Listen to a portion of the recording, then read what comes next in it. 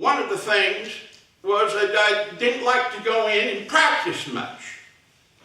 Well, I was a kid. I wanted to be outdoors. That's an unheard of thing in this generation, isn't it?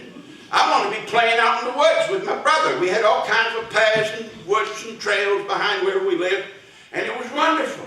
I hated to practice. So one day my father got mad and said, well, if you're not going to practice, I'm going to waste money on piano lessons.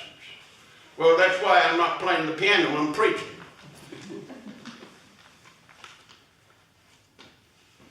Life is a series of practices.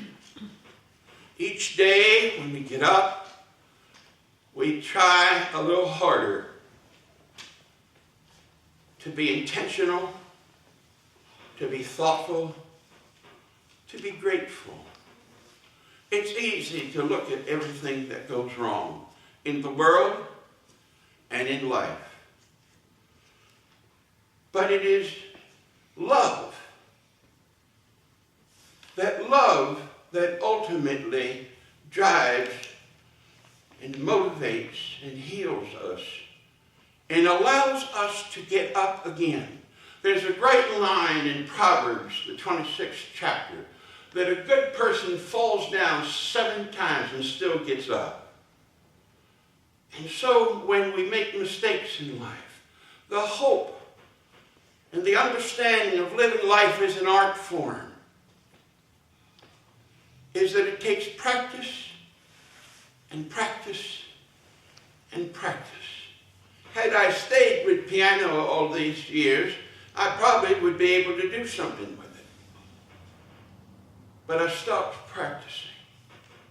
The good news is, it's never too late in your life or in mine to begin stepping out again and appreciating people, appreciating the good coffee and breakfast that we have. It's so easy to take it all for granted. I don't want to do that. I want to live in the moment. Sometimes I live in the future. I'm thinking and worried about what's coming. But may God help us to live in the moment and to know that whatever we do, it's like practicing a musical instrument. The more we do it, the better we get at it. And so it is with art. And so life is an art. And so I encourage you this morning to greet the day like Anne Sexton did in that poem.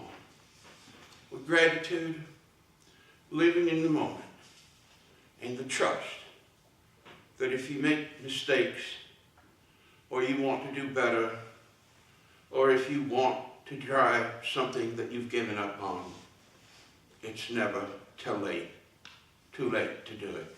Because as my grandfather used to preach, as long as there's breath, there's hope. Now,